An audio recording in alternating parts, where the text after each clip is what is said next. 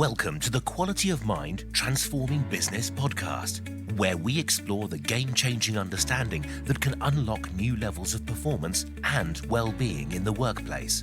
If you want to be part of the new breed of leaders in business, if you're fed up with the conventional echo chamber, and if you want to be part of a revolution in human potential, then join us to discover the powerful resource that lives before our psychology.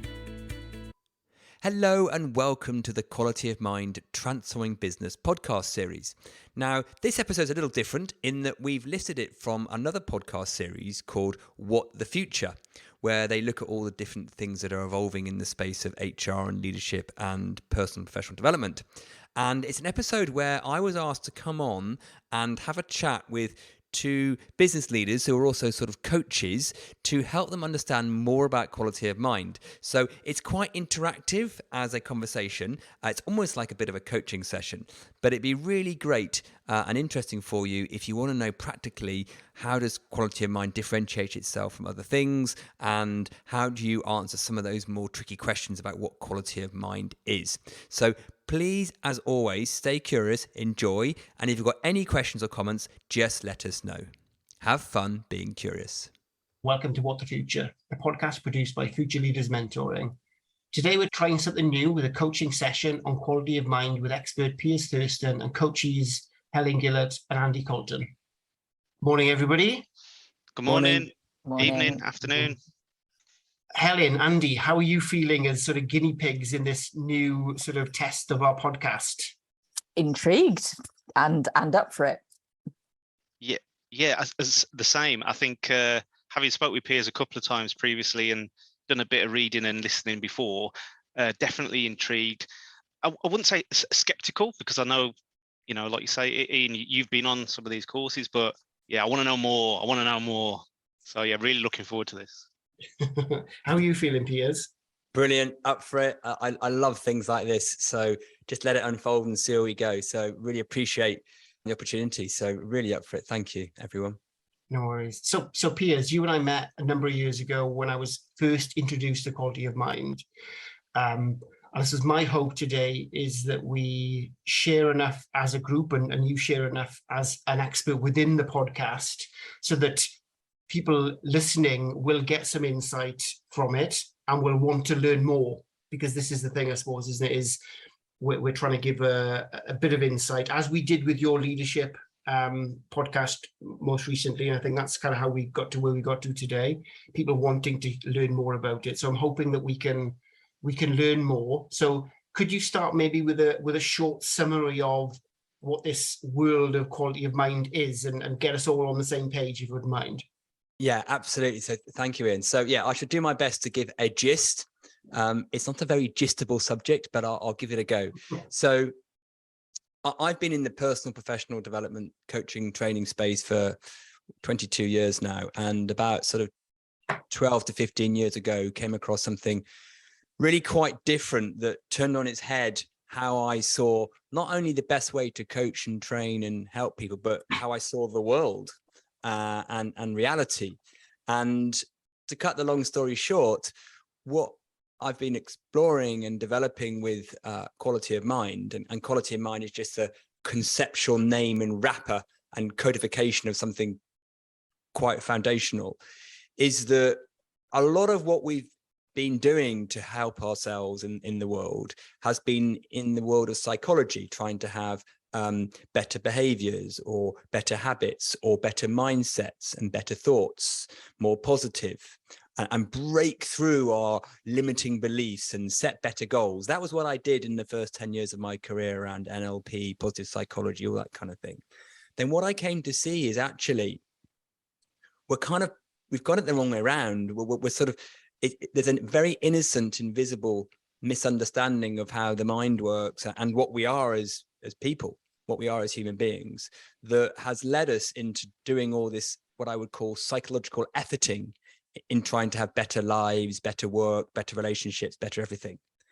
And instead of leaning more into that, which is what I used to do, I'm now helping people start to have some, what I would call realizations about the very nature of thought and consciousness and the self and what we are, And when they have that, they start to get all these wonderful benefits across life and work in that level of flow state, resilience, creativity, inspiration, love, connection, all those things. So it's turning things on its head. It's going what we call upstream, and this phrase before psychology, to inquire and explore in something we don't normally look at. But when we do, it tends to start to resonate. And that resonate goes from the profound to the practical and turns up in all the benefits that we're actually seeking anyway in our life and work. Now, I don't know if that's too vague an intro, but it might be paving the way, because what I really want to do is bounce off the questions from Andy and Helen, who have had a little dive into this, a bit of self-learn. You've been looking at some videos and podcasts, and I'd love to get into it with you guys, which hopefully will be tracking any listener who's also curious.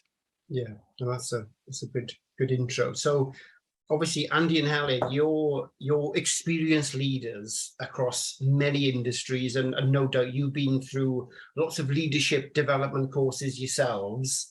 So you're no stranger to new approaches to things. And in your delving into this, what were the sort of things that sort of came to mind, either questions for peers or observations that you came to when you were looking at it?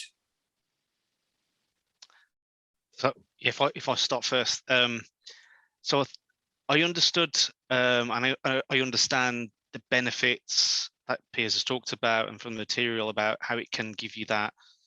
I know Piers is probably going to shout at me. I'm probably going to get the terminology wrong, but it's like a different way of looking at things, and that whole before psychology, before that all that other stuff kind of kicks in, you'll have a fresh perspective. I suppose that for me, like I was mentioning a little while ago, it's the but how do you do that? Because and it could be for me, my brain is so used to and so been trained for the psychology type stuff because of all the training courses I've been on, and the various things that I've done over time.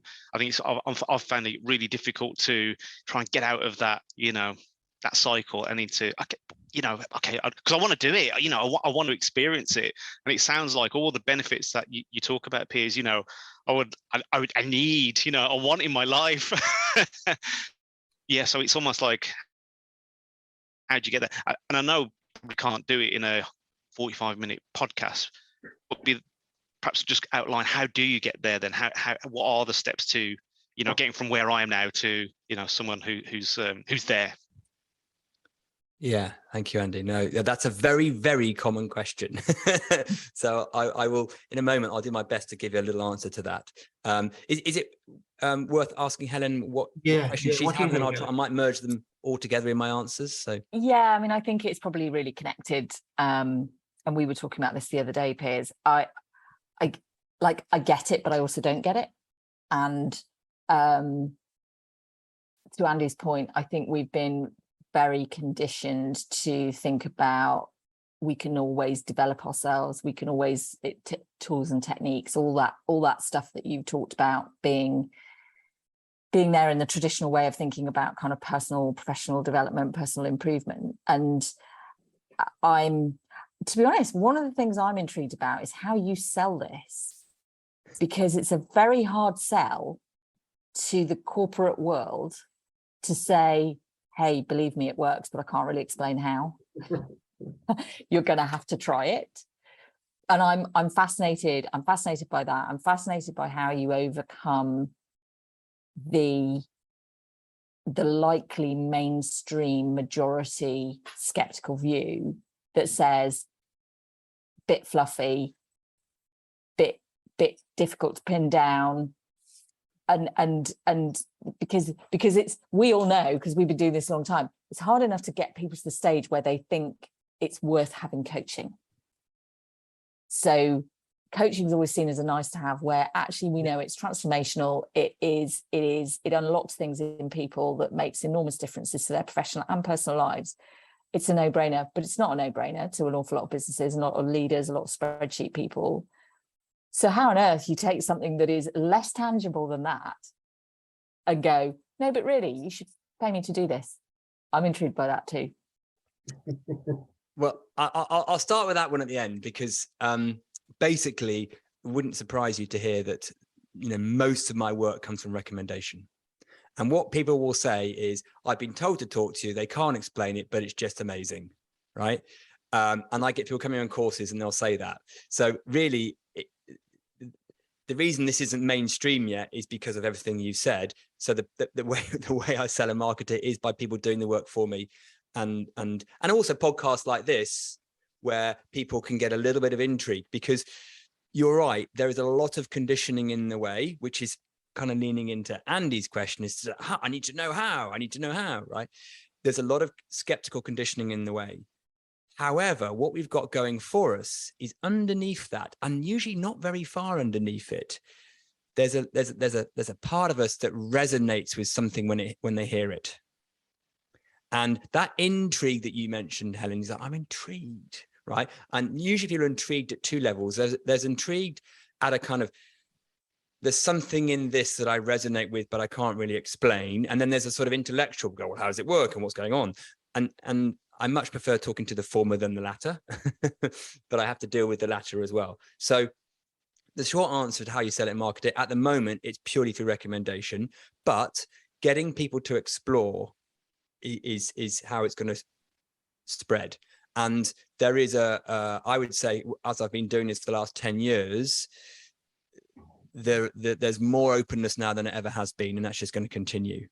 And that's for two reasons. One, because people are getting more and more frustrated with the current system not working. And secondly, there's more people out there talking in a more accessible way. So let's move around a little bit now to look at that massive question that people come to with this. Is like, well, okay, I love the sound of it. I even resonate a little bit with it, but how? Because it sounds too good to be true, Piers. On the face of it, that's the thing, It is. And it's funny, actually, that's quite a UK thing, actually. We're healthily skeptical, and I never mind skeptical. Cynical's less helpful, but skeptical's fine. Because why shouldn't you be, have that healthy skepticism? So the way to answer the question is, first of all, just to give yourself a little bit of space. So if you want to know the answer in 30 seconds or a minute, that's just really unhelpful, because you'll be jumping towards the answer before you had a chance to explore. But the simplest way that we get people to see the how is, first of all, to say what it's not, right? So this is not about giving you tips and tools and techniques. That's not the how, right? Prescriptions for how your attitude or behavior. There's plenty of those, 10 ways to be an authentic leader, 5 ways to have a powerful conversation, right? It's not behavioral or attitudinal prescription. The other thing it's not is exploring the self in terms of a psychometric or a Belbin or an MBTI or all of those things, where you get to understand your style, your belief system, your values and axiology. It's not that. It has an impact on all of those things I've just said, but it's not that.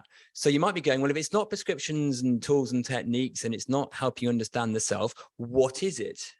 Well, this is where we come to the word upstream. The bit we're looking at that really people it's not conventional to look at yet, is it's asking ourselves a question: who are we? What are we? What is the nature of reality? Now, you might be going, what has that, it sounds like a philosophical or even science question, got to do with me having more flow as a leader at workplace? Well, absolutely, they're connected. And I'll try and explain that now if I can. But mostly, if someone says to you, who are you? How would you normally answer that question? Name and number. Yeah. And if I said, tell me a bit more about yourself, you might say, well, I'm a dad of 2 and I live here and I've done this. And oh yeah, and I'm a funny guy and I like cycling, or whatever it is, right? You might lie at that point, I suppose, then. In Andy's case. I think I'm a funny guy, yeah. So that's generally what we think we are, is some qualities about us, maybe our age, our name, our gender, all those kind of things. Now, let's dive straight into this and see if we can go into a direct inquiry right here live on this podcast. So is it fair to say that who you are, that Andy or Helen or Ian, does at some level come and go? your experience of it directly? Does it come and go, or is it always there? What do you mean by that, Piers? Well, just take the last 5 minutes we've been recording. Yeah. Have you constantly had in your awareness a sense of Ian? No. No. Now I'm asking you now about Ian, and probably you are, right? Yes. And if you look down now, you might see your hands and you might see your legs, and you might go, oh yeah, here's me. Yeah. And you might have had the odd thought about Ian, but was it constantly there? No. No. And you know that little phrase that sometimes gets used, I lost myself in my singing or chatting to my friends or my kids or my yoga, or we lose ourselves. Now, when we lose ourselves, is that normally a lovely experience or a less good experience? Good. Positive. Yeah. Right. So we've been told that this self is what we are. Yet quite a bit of the time in our experience, it's not there. It's not current in our experience. So think about it like this. Imagine there's just thoughts and feelings and perceptions that are coming in and out of our awareness. And as you've been sitting here, you'll have different ones going, oh, I wonder what the kids are doing now. Or, is my mic on loud enough? Or I don't know what they are. And that's just thoughts, but sensations, perceptions coming in and out.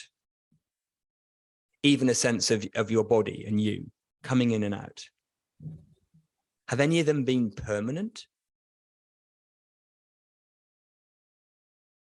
No, probably not. No.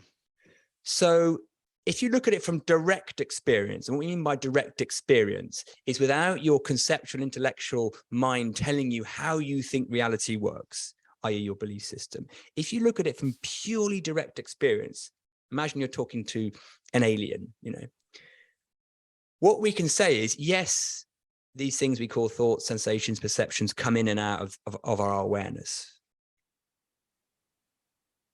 Now, they come in and out, but they're not permanent and continuous. Mm-hmm. Yet we've been told that what we are, the Andy, Helen, Ian, Piers, is a permanent thing that perceives the world. That we have, this big brain with its eyes and it's an entity, and it perceives what's out there, what we would call out there, the tree, the bus, the computer you're looking at. That's what we've been told. Mm. Now, here's the question. Have you ever experienced anything without the mind? And I mean the mind in the wider sense of the word mind. Have you ever experienced anything outside of your mind?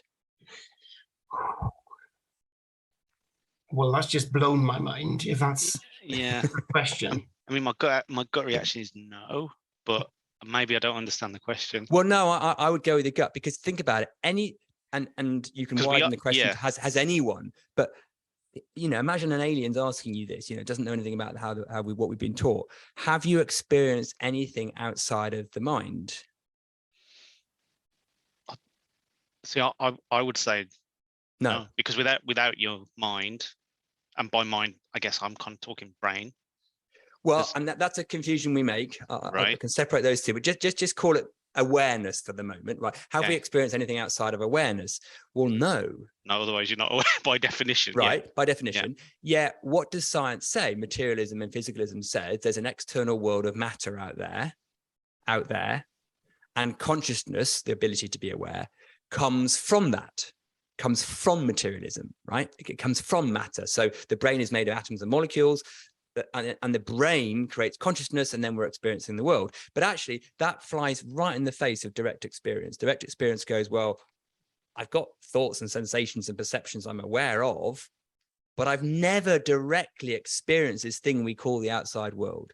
So, this follow-up question is, have you ever experienced this directly, this thing we call the outside world? I suppose you've always got an interface, right? Whether it's touching something or seeing something, but from your mind, you're not directly Yeah, you're blowing my mind now. But just inquire with it, go with it. Have we ever directly experienced this outside world without awareness, without the mind? And then the answer has to be no. So you take this idea that we haven't experienced anything outside of the mind.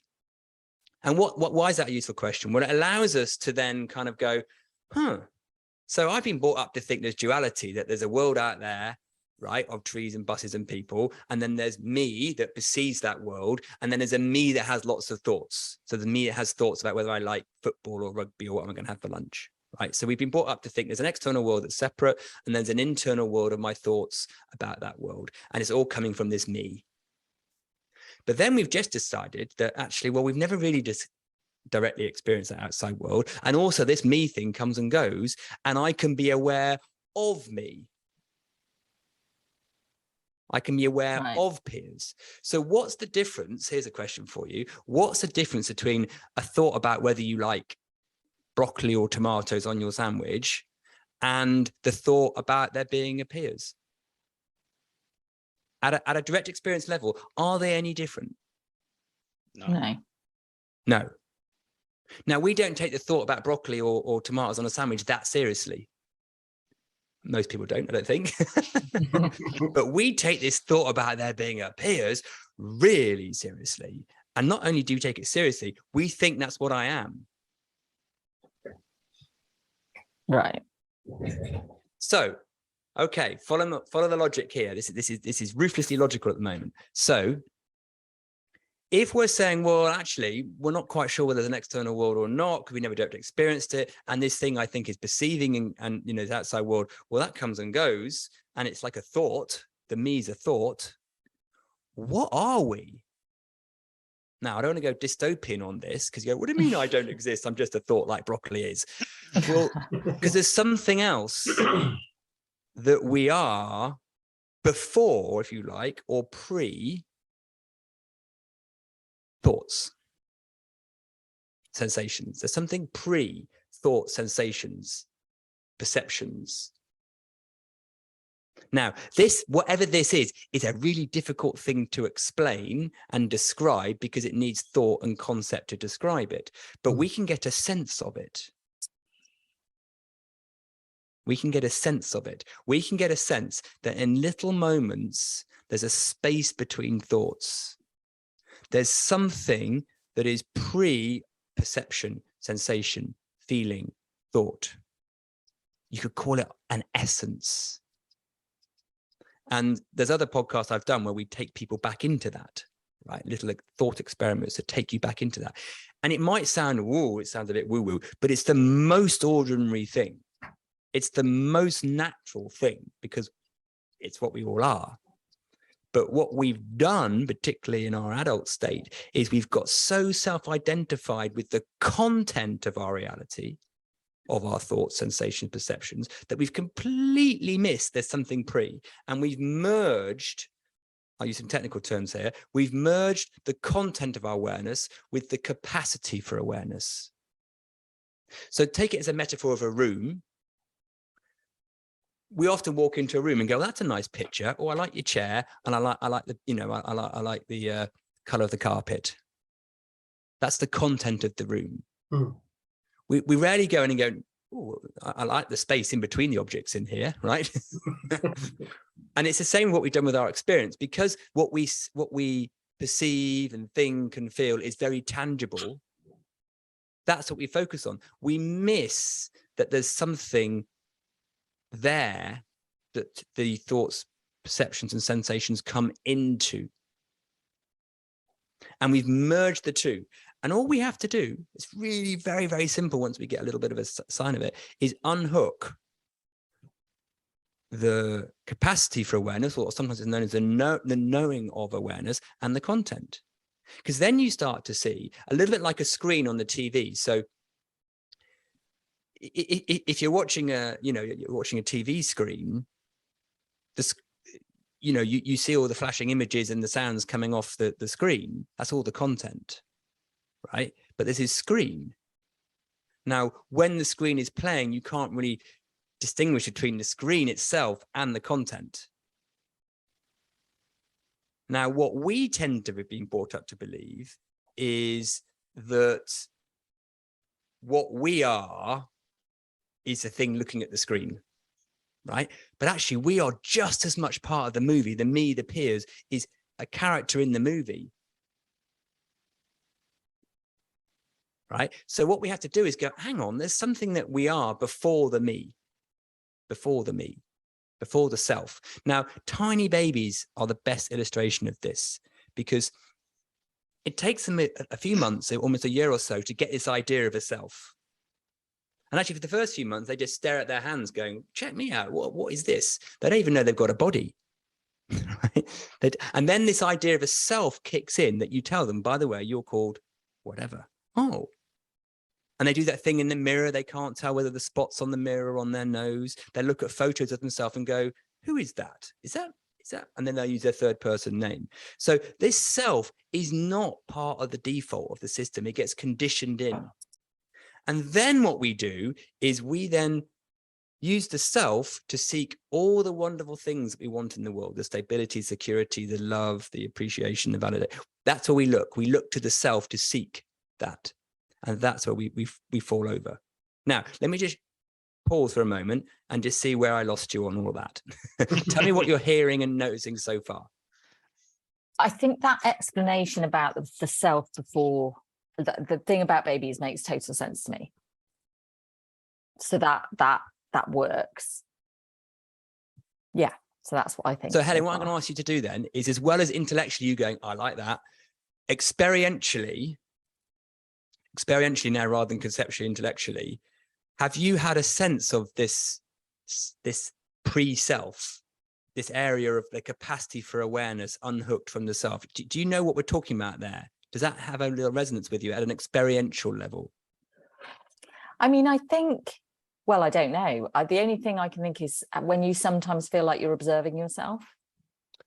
No, that's the self observing the self. That's a different thing. Okay, so that's wrong. There's still objects in there, right? Right, so right. It's going back, and it's going back to almost stripping out the everything we hear, see, feel, and just going back to a very loose sense of an essence. And it generally tends to feel quite spacious, quite alive, but with no sort of concreteness to it, quite light, quite, infinite. So maybe I've had that a little bit when I've been, in the relaxation phase of a yoga session, for example. Right. Yeah. Yeah. When you first wake up in the morning before the mind kicks in. Yeah. That kind of, you don't really know where you are, but you're not bothered about not knowing where you are, because you're just being. You're just being, right? Before the mind goes and starts revving up. It's like a nanosecond, by the way. Yeah. But there it is. Right. And sometimes you look at someone and you can sometimes catch your kids. They're somewhere. There's a glint of aliveness in their eye, but they're actually quite calm, and they're just in it. They're just like in awe of something. There's no mental activity going on. It's that we can sense it and feel it in someone. Or when you lose yourself in nature,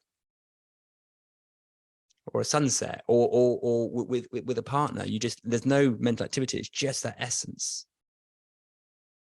But a question, Piers. This might be a silly question. What about animals? So would an animal, because what humans are conditioned, or is it just, maybe animal brains aren't developed enough, or do they live in this state? Do we know? We'll obviously be guessing, but my sense is, yes, they have a lot less self-identified thought. So they are more in primal flow. Now they'll have instincts that helps them eat and procreate, of course, right? But yeah, absolutely. So babies, animals, they don't think as much as we do. Now, don't get me wrong, the fact that we have this amazing ability to conceptualize and think is why we have internet, right? Yeah. It's a beautiful thing, and it's functionally and utilitarianly fabulous, but we've completely used it for everything. So to define our well-being and our sense of identity, we use thought. Now, thought's great for working stuff out and creativity and all that kind of stuff. Of course it is, and we need that, and it's why we've evolved as a species. But when it comes to our sense of the most profound things in life, connection, love, resilience, creativity, inspiration, we don't want to be using that self-mind. It's a very unreliable narrator as well, and it creates perceptions based on its conditioning, which it then tells us are true, but they're never true, because we're always living in a kind of real but never true perceptual illusion. But the conditioned mind is trying to make sense. It's a meaning-making machine, so it's always trying to make sense of things and categorize things, and it creates habits to try and make itself feel better. Forgetting true peace is before the activity of the mind, of the localized mind. So Piers, what is reality then? Oh wow, just a small question for that, Andy. Yeah, a small one. No, What is reality? So I'll give my answer is we perceptually have no idea, right? So whatever deeper reality is, we don't know, because we don't have the perceptual hardware to find out. But what they have, science is now starting to show, and there's a wonderful scientist called Donald Hoffman, who I would check out his stuff, is that we kind of know that deeper reality is not time, space, and matter. Whereas we've always been told in the materialism view that time, space, and matter is foundational in reality. Time, space, and matter are our perceptual filters on the world, like a desktop UI to help us navigate. So just like your icon you're looking at now of your Word document, isn't really the Word document, but it's a very helpful indicator. That's what time, space, and matter are. So deeper reality we don't know. Science will now say, well, 99% of it is dark matter, and we don't know what that is. So now that question, Andy, that you asked is beautiful one from your conceptual mind that thinks it needs to know that. It doesn't. But of course it wants to know. That's the seeking mind again. Is it worth, so there was a phrase you used in the introduction, Piers, that I think is worth kind of explaining a bit more, which was the flow state.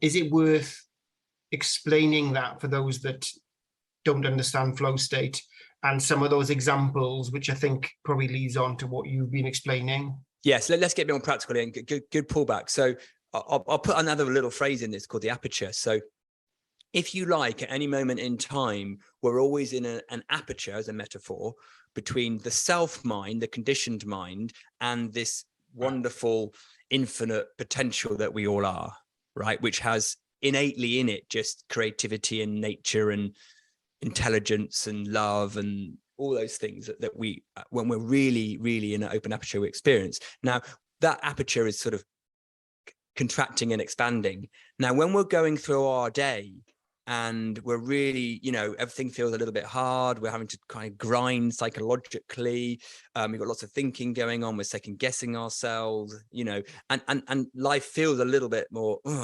that's a more contracted aperture. That's not flow. Right, there's a lot of noise in the mind. The world feels quite hard, right? Now, in other times, and it can be 1 minute apart, we get this sense of just flow where thoughts pop in our head of what to do. Oh, yeah, I know what to do. We just listen really deeply. A lot of the things that were bothering us the day before have kind of dissolved. I'm like, oh, yeah, I know what to do about that. Right, insights come in. And that's when we'd say our aperture is more expanded. Right? And actually, the world looks and feels differently depending on your aperture.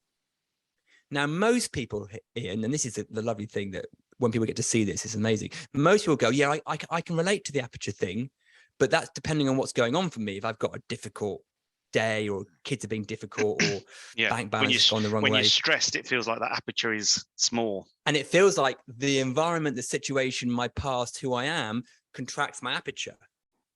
Now, what great to get people to explore is it's actually the other way around. So your aperture determines the world you see. Now you can check this out really quite easily. So let's say you're having a bit of a stressful day and you jump in your car or jump on the train. Everyone else looks stressed and annoyed. right? So the aperture determines what you see in the world and the level of access to our resourcefulness. But it isn't that the world creates our aperture and we are victim to that. No, what aperture we are in determines the world. Now, when we're in expanded aperture, we're in this lovely thing that Ian referred to as flow. And people will probably have moments of that in their day. Now, one thing we're doing in quality of mind at a very basic level is we're increasing the ratio of time you spend in flow. Because when we understand that the only thing contracting that aperture down is a self-identification with what we are, which is going back to the profound waffling I was doing earlier, right? When we have realizations about that, we have less self in the way, so the aperture is more open, so we live, so the world looks different, and we're in flow more often. The example I think we talked about on the course, Piers, which I may have misremembered, was the idea of how open and how many great ideas you get when you're in the shower. Yes. Yeah. When you're not really thinking about an awful lot, you're going through the practicalities of getting yourself clean, and then you're like, oh wow, why don't we do this, or why don't we try that? Yeah. And you don't have a notebook handy, obviously. Yeah, and it's nothing to do with the water, right? No. So, but what happens in that moment when we're doing something quite mundane at a motor task, you know, often the mind switches off, right? And in the space, new ideas come through. And that's why some people say, oh, I'm gonna sleep on that, or put it on the back burner. What they really mean is I'm gonna just let the impersonal mind, as I'd nickname it, right, work that out. My self mind is too all over it, and it's got all this layering and these lids and this conditioning and the programming, and it's too fixed. So accidentally, by getting out of the way, pop, something turns up. Yeah. And you see it differently. The feeling change, and you have a little insight, and you're like, oh. Now, we try and reverse engineer things like that through our mindfulness and our meditation and our techniques, and that's what I did for years, you know. And when we understand how it actually works, that all we have to do is just see the self as real and never true, and we dissolve back into this essence for a moment, we get that space back. Piers, are you at a point where that's easy for you, where you can almost, you know, click your fingers and you just do it? Well, what's interesting, Andy, is you don't do it. It kind of happens or it doesn't. Yeah. Good news and bad news in that. Yeah. There's no technique, there's no tool. People are like, oh my, but I need a technique and a tool. But the good news is there isn't. But as the system I would use the phrase recalibrates, the self, this self-mind, conditioned conceptual self-mind, kind of reduces its grip, right? And as that starts to dissolve, and you know, a lot of your narratives dissolve, you find it easier to get into that spacious place. So I would say over time, the recalibration I've had, yeah, absolutely. It's made a huge difference to me. But you can't do it. But there is a recalibration. You can help yourself by pointing yourself in the right direction. And Ian, the question I was asking you just before we came on, obviously having gone through this, how have you found that recalibration? Did you find old habits die hard and you'd go back to like your old ways and so on? Or, you know, how easy did you find it it would just happen or not? Yeah, so we had some pre-work with our course, and we had 3 days off-site as a leadership team where we were all supporting each other, and we all kind of progressed at different speeds. There was one chap that was with us, David, that seemed to get it in the first morning, and he was just like, yeah, I get it. Whereas probably took me 2 or 3 days, and I would say I'm open to new approaches, but I'm certainly not spiritual in any way, and some of the language kind of put me off a little bit, and therefore I kind of held back. Whereas I started to learn more when we were reflecting on not judging things, not prejudging examples of going into situations, not prejudging people. And that kind of opened my mind a little bit more, certainly. And as a leadership team, whilst we were together, we supported each other after the course. So we met up on a weekly basis to kind of check in with how your quality of mind was and how you were applying the things that we learned, which I suppose kind of goes against the idea, Piers, that you don't have to try, but we were trying to keep the momentum going as a group. And if you remember, we were developing some team leadership qualities at the same time. So there were a couple of things that we were putting together. I have to say, in the years that followed, I kind of certainly lost these ideas and how to do things, and I'm picking it back up now. And certainly the idea of a sort of a closed aperture for me, it even boils down to how my body reacts. I clench up. I'm huddled over my desk more. And I feel uncomfortable when my sort of aperture's sort of closing. Whereas, I literally sit back and kind of see things far more broad when I'm in flow, and my aperture's open. And I certainly think about how I've lots and lots of examples of where time has found the solution to a problem for me. So I've let something go for a couple of days, and I've come back and I've found the solution that was pretty easy, actually, to a problem that I felt was quite difficult a couple of days ago. And I think, Ian, there's one thing I want to say about the body, because this is a nice little takeaway for listeners, is that the biggest way to know what your aperture is up to isn't by asking yourself, oh, how's my aperture right now? Am I feeling closed-minded, open-minded, but where's myself? It's to literally just notice the sensations that are coming through the system. Now, you gave a little side of that where you said you can sense it in the body, that when things feel tight, then that's just telling you one thing. It's just telling you your aperture is contracted, and therefore what's coming through the system in terms of perception, thought, you don't really need to buy into, right? Because it's coming from a lower aperture. Yeah. So what we tend to use is emotions and feelings as kind of, oh, well, if this feels big and heavy, it must be scary and horrible, or it must be hard, almost like to validate the content of our perceptions and thoughts.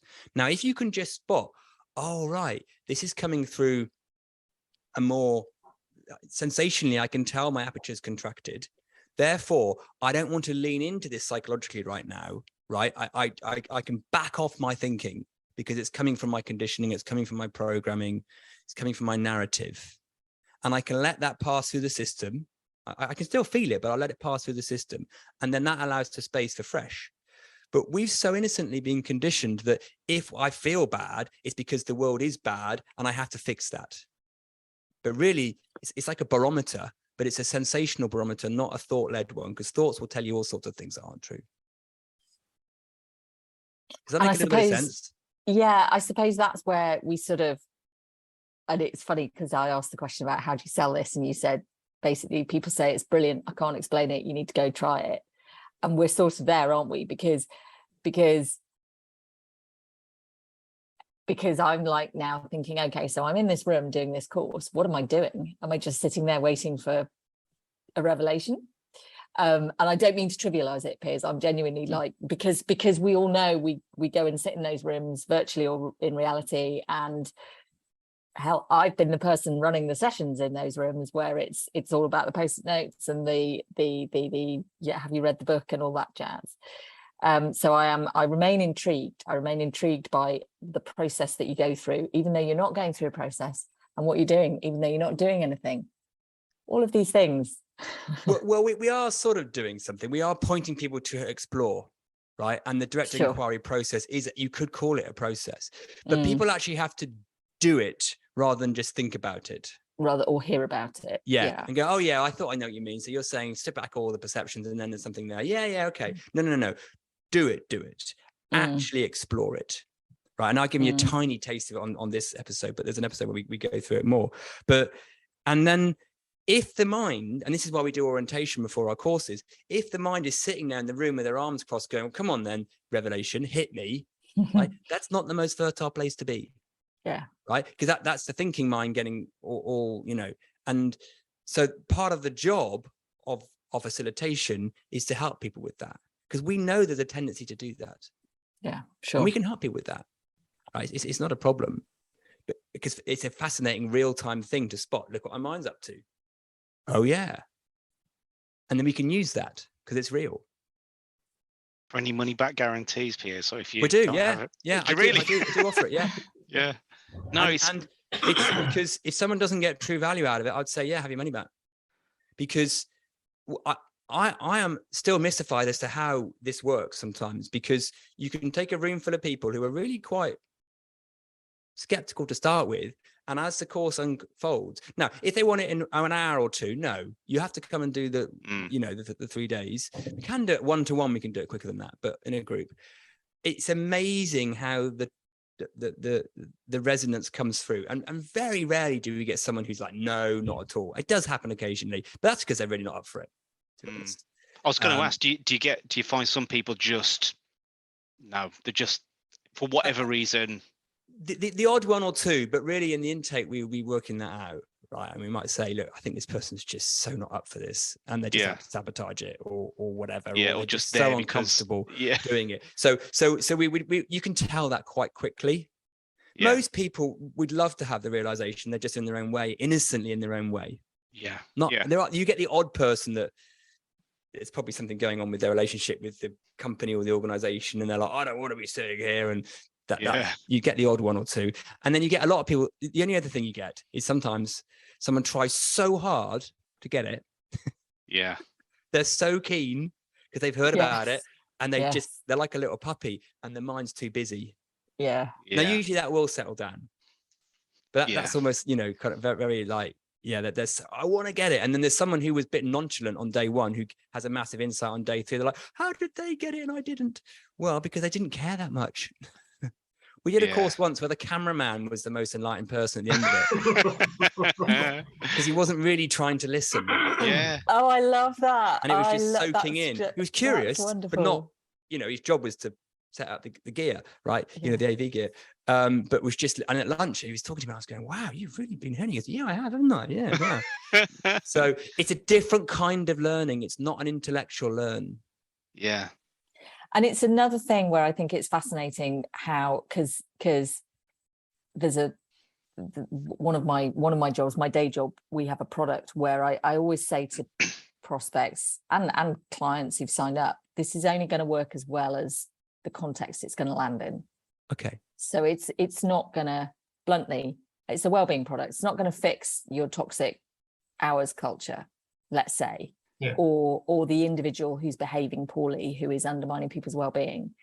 This isn't going to fix it. And I think it's fascinating because an awful lot of organizations, people go on courses, especially if they go together, and unless there is the kind of team that Ian talked about, where people want to support each other, if you're trying to get better quality of mind than the person next to you because you're both pitching for the same promotion, I'm guessing you might be the people who just never get it. And we're quite careful on how we set it up, right? So that's why we do an orientation and those kind of things.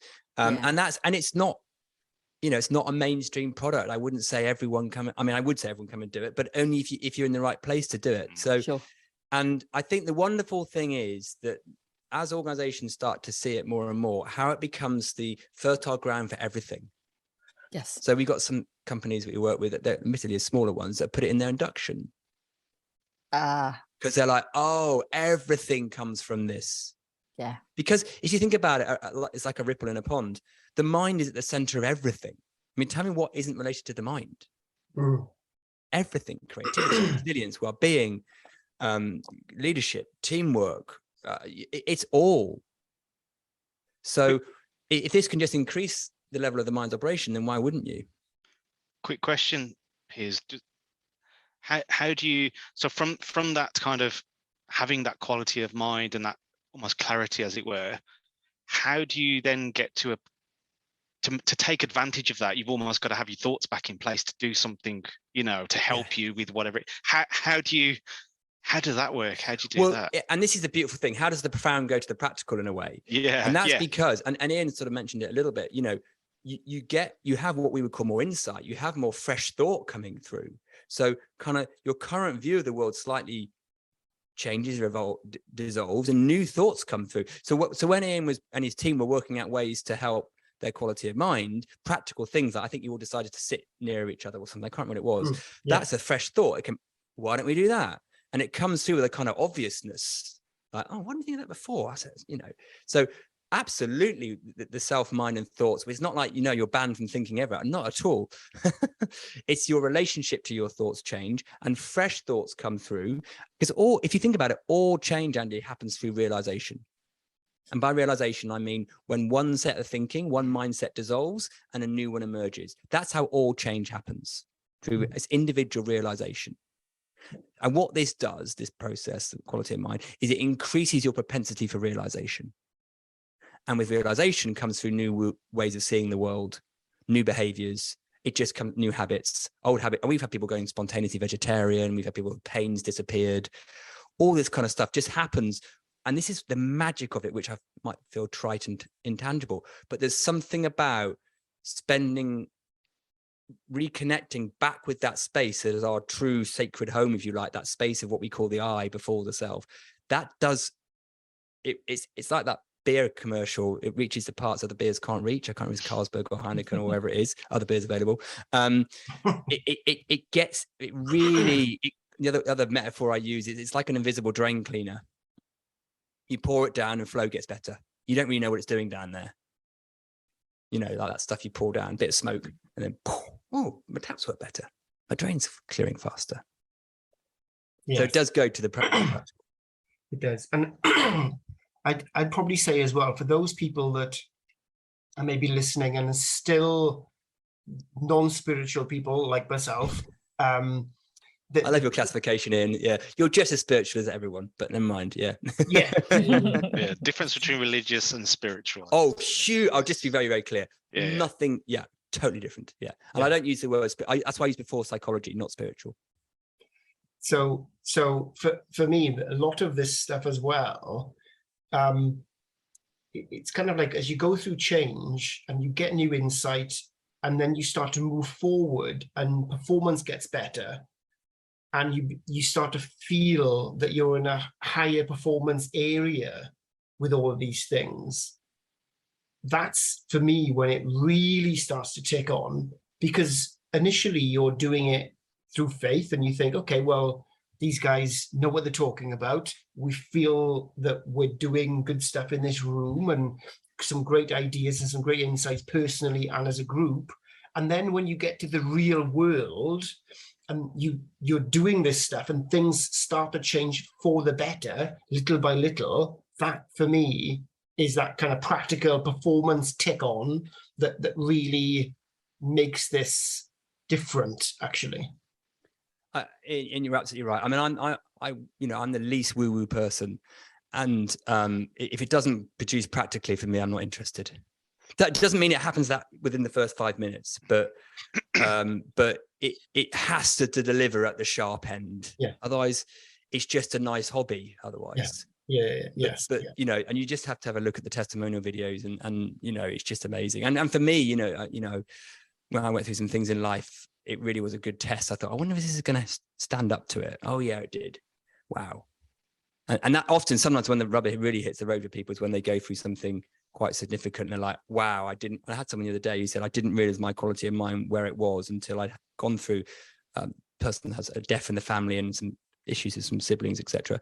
And she goes, I didn't realize my quality of mind was there because it just came in and I was like on a different plane to usual. So, it's sort of, it has to be practical. Yes. And that's probably a good place to press pause actually on the podcast. Because I think we've gone through, a mind-blowing journey of trying to understand it, trying to get our hands around it, using some practical understanding of it.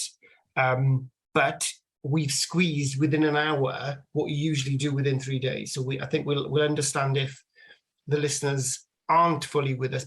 But Piers, is there 2 things that somebody is intrigued can do after this podcast that will really help them? Yeah, and I'd say 2 things. The one is listen to our other podcasts, right?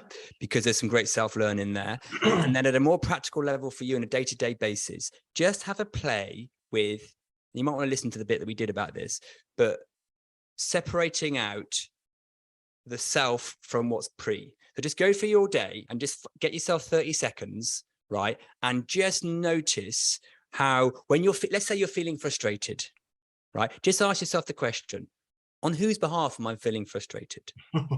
Right? And it'll be, well, me's feeling frustrated. And go, well, hang on, the me is also a thought along with these frustrated sensations and thinking, right? So it's on behalf of this made up thing that I'm having this frustration. And if I drop my story, my narrative, my thought overlay about frustration, it's purely sensation. And then if it's purely sensation, it just disappears off. That's why kids only tantrum for a few minutes when they're very little. They have, and then they go, because they don't have a self to grab onto. So what you can practically do in your day, just give yourself 30 seconds, a minute at a time, and just go, hang on a minute. Am I thinking I'm me running this world?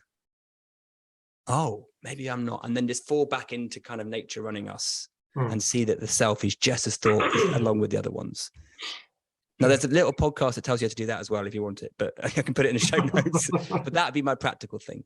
Cool. Thank you, Piers. And thank you, Andy and Helen, for your pre-work and your effort and being the guinea pigs in this new style of podcast that we're trying. I really appreciated the time that you put into this. So thank you both. Pleasure. Sure. Thank you. So as always, thank you for choosing to listen to What the Future. So for now, goodbye, and we'll speak again soon. Bye all. If you enjoyed listening to this podcast and want to know more, check out our website at qualityofmind.biz. And also feel free to reach out and leave us a review or a comment. Until next time, have fun being curious.